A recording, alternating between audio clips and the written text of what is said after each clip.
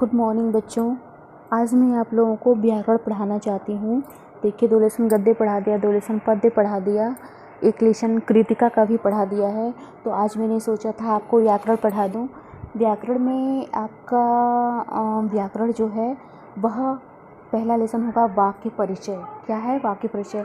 9th में आपने पढ़ा था ना, वाक्य परिचय के आधार पे होते हैं अर्थ की दृष्टि से वाक्य भेद। आपने पढ़ा था ना, अर्थ की दृष्टि से वाक्य भेद 8 होते हैं। यहाँ पे आपको 10th में आपको पढ़ना होगा रचना के आधार पर वाक्य भेद। क्या? रचना के आधार पर वाक्य भेद।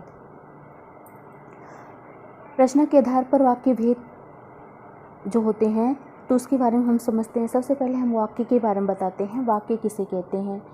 सार्थक शब्दों का जो व्यवस्थित रूप होता है, सुसंगठित रूप होता है, जो क्रमबद्ध व व्यवस्थित क्रम अथवा पद क्रम होता है, उसे वाक्य कहते हैं। फिर से सुन लीजिए। सार्थक शब्दों का व्यवस्थित रूप, सुसंगठित स्वरूप, जो क्रमबद्ध व व्यवस्थित क्रम में हो, उसे वाक्य कहते हैं। समझ में आया? इस वाक्य से पहले शब्द आता है। शब्द को पद भी कहते हैं। आपने समास पढ़ा होगा, शब्द को पद भी कहते हैं। जो पद जैसे कि कमल, कानपुर, जौनपुर, आजमगढ़ इत्यादि, ये क्या है? पद है। और ये क्या है? शब्द भी है। तो शब्द को पद कहते हैं। छोटे बच्चे जो होते हैं वो शब्द कहते हैं, लेकिन अब जैसे जैसे आप बड़े हो जाएंगे वो शब्द को क्या कहेंगे? आप पद कहेंगे। और इसी पद के क्रम को क्या कहते हैं? वाक्य।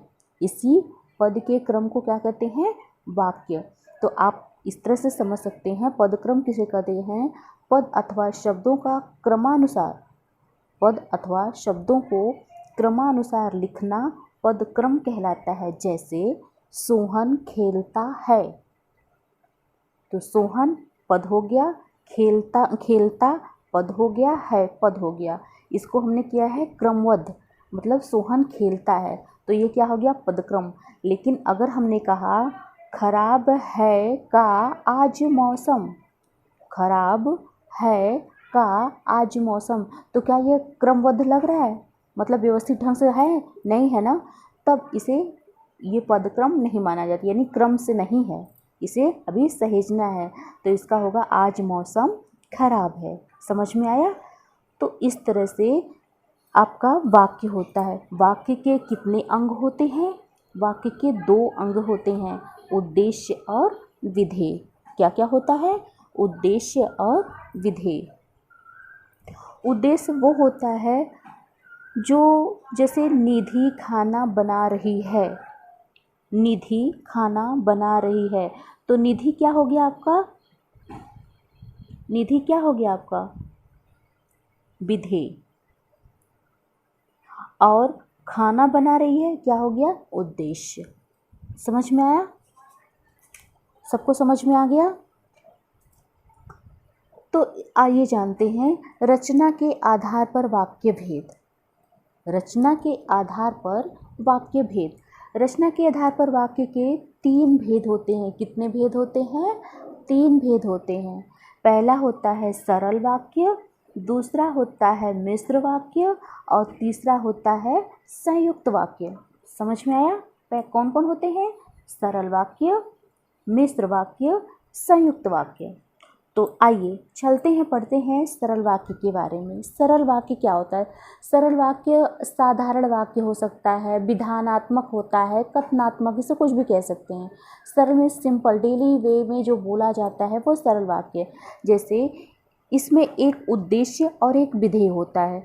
कभी कभी कर्ता 2 होता है परंतु क्रिया एक ही होता है, वह सरल वाक्य कहलाता है। फिर से सुन लीजिए। सरल वाक्य में एक उद्देश्य और एक विधेय होता है, लेकिन कभी कभी कर्ता 2 होता है परंतु क्रिया एक ही होता है। आप सीधे शब्दों में सुन लीजिए, जहाँ पे क्रिया एक ही होता है वह सरल शब्द कहलाता है, यानी सरल वाक्य कहलाता है। जैसे राम बाजार जाता है, किरण खाना बना रही है, सुमन और सोनी पढ़ रही हैं। तो यहाँ पे देखिए, राम बाजार जाता है, राम अकेले करता है, जाना उसकी क्रिया हो गई। किरण अकेले क्रिया है, खाना बनाना उसका क्रिया हो गया। लेकिन यहाँ पे दिया है सुमन और सोनी, सुमन और सोनी 2 कर्ता हैं, लेकिन क्रिया क्या हो रही है, पढ़ रही है। पढ़ने की क्रिया एक ही हो रही है, इसलिए ये कौन सा वाक्य हो गया, सरल वाक्य। सबको समझ में आ गया? जिसको समझ में नहीं आता है वह मुझे पूछ सकता है व्हाट्सएप के जरिए, वीडियो कॉल के जरिए, कैसे भी हमसे पूछ सकता है। अच्छा, दूसरा है मिश्र वाक्य। मिश्र वाक्य किसे कहते हैं? जब वाक्य में, ध्यान से सुनिएगा, जब वाक्य में एक ही प्रधान उपवाक्य हो और अन्य आश्रित उपवाक्य हो, अथवा आप ऐसे समझ लीजिए, जैसे, तैसे, जब, तब, यदि, जो, कि, चूँकि, इसलिए, जो, वो, वहीं, जहाँ, जैसी, वैसी इत्यादि ऐसे जो समुच्चय बोधक शब्द, समानाधिक बोधक शब्द चिन्हों का प्रयोग होता है, वहाँ पे मिश्र वाक्य होता है। वहाँ पे क्या होता है? मिश्र वाक्य होता है। जैसे मैं आपको एग्जाम्पल बता देती हूँ, ज्यों ही उसने दवा पी वह सो गया। ज्यों ही उसने दवा पी वह सो गया। समझ में आ गया? जब परिश्रम करोगे तभी सफलता मिलेगी। तो यहाँ पे जब और तभी क्या है? समुच्चय बोधक चिन्ह है। तो इसलिए ये पहचान में आ जा रहा है कि यह मिश्र वाक्य है। मिश्र वाक्य मीन्स होता है कि दो जो शब्द होते हैं वो आपस में मिल जाते हैं, मतलब दो वाक्य जो होते हैं वो बीच में समुच्चय बोधक से जुड़ जाते हैं, तो उन्हें मिश्र वाक्य कहते हैं। ठीक है। इसमें होता है एक आश्रित उपवाक्य। इसमें एक आश्रित आश्रित मीन्स होता है किसी पर निर्भर रहना। तो आश्रित उपवाक्य के तीन भेद होते हैं। वो कौन कौन से होते हैं?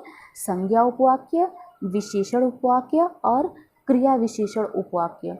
संज्ञा उपवाक्य वो होता है जब आश्रित उपवाक्य किसी संज्ञा और सर्वनाम के स्थान पर आता है। जैसे एग्जाम्पल में बता दूं, वह चाहता है कि मैं यहाँ कभी न आऊँ। वह चाहता है कि मैं यहाँ कभी न आऊँ। तो वह चाहता है एक वाक्य हो गया, मैं यहाँ कभी ना आऊँ ये दूसरा वाक्य हो गया। इन दोनों को बीच में जोड़ने का काम कौन कर रहा है? समुच्चय बोधक कौन है? कि, है ना। तो ये जो मैं चाहता हूँ कि, यह आपका मेन करता है, मतलब वो करता है। इसमें आश्रित उपवाक्य कौन होगा? संज्ञा, मैं यहाँ कभी ना आऊँ। मैं यहाँ कभी ना आऊँ, ये क्या हो गया? आश्रित उपवाक्य हो गया। मतलब उस पर निर्भर है, किस पर? वह चाहता है कि। ठीक है ना। दूसरा है विशेषण आश्रित उपवाक्य।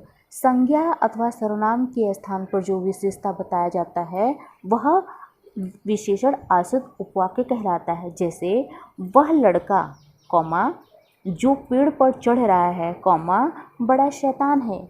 अब देख लीजिए, इसमें तीन तीन वाक्य जुड़े हुए हैं। वह लड़का जो पेड़ पर चढ़ा है वह शैतान है या बड़ा शैतान है। तीन वाक्यों को जोड़ा गया है। इसमें वह लड़का जो पेड़ पर चढ़ा है बड़ा शैतान है, तो आपको तीन तीन वाक्य है, ये विशेषण पे आश्रित है। विशेषण क्या है? शैतान। जो घड़ी मेज पर रखी है, जो घड़ी मेज पर रखी है वह मुझे पुरस्कार में मिला था। फिर से सुनिए, जो घड़ी मेज पर रखी है वह मुझे पुरस्कार में मिला है या मिला था। तो ये जो है, जो घड़ी मेज पर मिली है, मेज पर रखी है, ये क्या हो गया? आपका विशेषण उपवाक्य हो गया। क्या हो गया? विशेषण उपवाक्य हो गया। तो विशेषण उपवाक्य में पुरस्कार में मिला है, यह मतलब जो घड़ी मुझे मेज पर रखी है वह क्या हो गया? आपका संज्ञा नहीं है, क्योंकि यह जो घड़ी मेज पर संकेत कर रहा है, तो ये क्या हो गया? विशेषण उपवाक्य हो गया। क्रिया विशेषण उपवाक्य जब आश्रित उपवाक्य प्रधान हो। आश्रित मीन्स होता है जो निर्भर होता है, सहारा देता है। तो जब आश्रित उपवाक्य प्रधान हो, प्रधान मतलब मेन हो, उपवाक्य की विशेषता होता है। जैसे जब वह मेरे पास आया, जब वह मेरे पास आया तब मैं पढ़ रहा था। इसमें क्या हो गया? पढ़ने का कार्य कर रहा था, तो ये क्या हो गया? क्रिया विशेषण उपवाक्य। तो क्रिया विशेषण उपवाक्य कौन है? जब वह मेरे पास आया। तब मैं पढ़ रहा था तो आश्रित उपवाक्य हो गया, लेकिन जब वह मेरे पास आया तो यह क्रिया विशेषण उपवाक्य है। समझ में आ गया सबको? यदि वर्षा होती तो फसल अच्छी होती। यदि वर्षा होती तो फसल अच्छी होती। यहाँ पे यदि और तो है तो मिश्र वाक्य हो गया। तो जो क्रिया के घटित होने की दशा को बता रहा है, कारण को बता रहा है, परिणाम को बता रहा है, यह सारी क्या चीज़ें हैं? मिश्र वाक्य हैं। समझ में आया? तीसरा है, आपने सरल पढ़ा, उसके बाद आपने मिश्र पढ़ा। अब तीसरा है संयुक्त वाक्य। संयुक्त वाक्य होता है दो या दो से अधिक साधारण वाक्य जब समानाधिकरण समुच्चय बोधक को शब्दों से जोड़ते हैं। फिर से सुनिए, दो या दो से अधिक जो साधारण वाक्य होते हैं और वो समानाधिकरण समुच्चय बोधक शब्दों से जुड़ते हैं, उसे संयुक्त वाक्य कहते हैं। इसमें कुछ होते हैं जैसे किंतु, परंतु, पर, और, तथा, वरन, अन्यथा, बल्कि इत्यादि। ये जो समुच्चय बोधक चिन्ह होते हैं ना, ये समानाधिकरण समुच्चय बोधक जो चिन्ह होते हैं, किंतु, परंतु, पर, और, तथा, वरन, अन्यथा, इनको जोड़कर जो वाक्य बनाया जाता है वह क्या होता है? संयुक्त वाक्य होता है। मतलब दो मिश्र वाक्य में 3 से 4 5 वाक्य हो सकते हैं, इसमें 2 वाक्य होते हैं। 2 या 2 से अधिक वाक्य भी होते हैं, वह संयुक्त वाक्य कहलाता है। संयुक्त वाक्य 4 प्रकार होते हैं। कितने प्रकार होते हैं? 4 प्रकार होते हैं। संयोजक, विभाजक, विकल्प सूचक, परिणाम बोधक। तो संयोजक में होता है जैसे गीता गई रीता आई। गीता गई रीता आई, तो संयोजक मतलब संयोग की बात है कि गीता गई और रीता आई। लेकिन आप इसको कहेंगे जैसे ही गीता गई वैसे ही रीता आई, तो कौन सा वाक्य हो जाएगा? मिश्र वाक्य। लेकिन यहाँ पे आपने कहा गीता गई रीता आई, यह आपका संयोग हो गया। मतलब संयोग बस गीता गई तो तुरंत ही रीता आई। विभाजक मीन्स होता है बांट देना। यह कैसे होगा? वह मेहमान जो बहुत करता था, वह मेहमान जो बहुत ही खाता था चला गया। या फिर वह मेहनत तो बहुत करता था पर सफल नहीं होता। यह आपका विभाजक मतलब विभाजन कर देना। विकल्प सूचक यह होता है या तो मैं उसे सुधार दूंगा या तो मैं खुद ही दूर चला जाऊंगा। यह एक विकल्प होता है, मतलब बदले में या तो उसको सुधार दूंगा या तो उसे मार दूंगा या तो उसे सुधार दूंगा, कुछ ऐसे ही। तो परिणाम बोधक ऐसा होता है, आज मुझे बहुत काम है इसलिए मैं नहीं आ सकता। आज मुझे बहुत काम है इसलिए मैं नहीं आता, ये परिणाम है। तो इस तरह से आपका ये संयुक्त वाक्य है। तीनों समझ में आ गया? आप सिंपल वे में सोचिए। आप जब स्कूल खुलेगा तो मैं और अच्छे से समझा दूंगी। आप सिंपल वे में समझ लीजिए। जो साधारण वाक्य होता है, सिंपल होता है, वह जाता है, वह खाता है, वह दूध पीता है, वह सोता है, वह प्रतिदिन स्नान करता है, ये सारे क्या होते हैं? सरल वाक्य होते हैं। और जो जैसे जैसी करनी वैसी, जो जैसा करेगा वैसा भरेगा, वह वहाँ गया था लेकिन ये चीज़ें क्या है? वह वहाँ गया, उसे वह मिला लेकिन वह नहीं मिला। तो ये सारे क्या है? जहाँ पे चिन्ह लगाया जाता है वह मिश्र वाक्य हो गया। और जहाँ पर किंतु, परंतु, पर, और, तथा, वरन इत्यादि जोड़ा जाता है वह कौन सा शब्द होता है? संयुक्त होता है। ठीक है? जैसे कि तुम पढ़ाई करो नहीं तो पिटाई होगी। जैसे तुम पढ़ाई नहीं करोगे, हाँ, तुम पढ़ाई नहीं करोगे तो पास कैसे होगे? वह आया पर चला गया। मम्मी पापा आए और चले गए। पढ़ाई करो वरन फेल हो जाओगे, अन्यथा पिटाई हो जाएगी, इत्यादि। ये शब्द क्या हो गया? आपका संयुक्त वाक्य हो गया। नोट समझ लीजिए, मतलब मेन इसमें खास है, नोट करने वाला पॉइंट नोट करने वाला है। सरल वाक्य, संयुक्त वाक्य और मिश्र वाक्य 5-5 उदाहरण लिखिए। ये होमवर्क टाइप मैंने आपको दिया है। आपको इसको ग्रामर, आपको इसको मतलब लिखना होगा, नोट्स बनाना होगा। इसका क्या है फिर से आप समझ लीजिए। हमने नोट्स आपको दिया है, कैसे बनाना है। पहले आपको लिखना है रचना के आधार पर वाक्य भेद कितने होते हैं, 3 होते हैं। तो सरल वाक्य का लिखना है, फिर मिश्र वाक्य का लिखना है, फिर संयुक्त वाक्य का लिखना है। तो सरल वाक्य लिखने के बाद सरल वाक्य का 5 उदाहरण लिखना है, फिर मिश्र वाक्य का 5 उदाहरण लिखना है, फिर संयुक्त वाक्य का 5 उदाहरण लिखना है। ठीक है। और दूसरा प्रश्न होगा कि निम्न का भेद बताइए। निम्न का भेद बताइए, जैसे हर्षित दूध पीता है, कौन सा वाक्य है? हर्षित दूध पीता है, कौन सा वाक्य है? सरल वाक्य है। जैसी करनी वैसी भरनी, कौन सा वाक्य है? मिश्र वाक्य है। पढ़ाई करो अन्यथा फेल हो जाओगे, पढ़ाई करो अन्यथा, बीच में क्या है? समानाधिकरण क्या है? अन्यथा। तो ये कौन सा वाक्य हो गया? संयुक्त वाक्य हो गया। अब सो जाओ वरना बीमार हो जाओगे, अब सो जाओ वरना बीमार हो जाओगे, ये कौन सा वाक्य है? वरना यहाँ पे जुड़ा है, तो सोचो क्या है? संयुक्त है।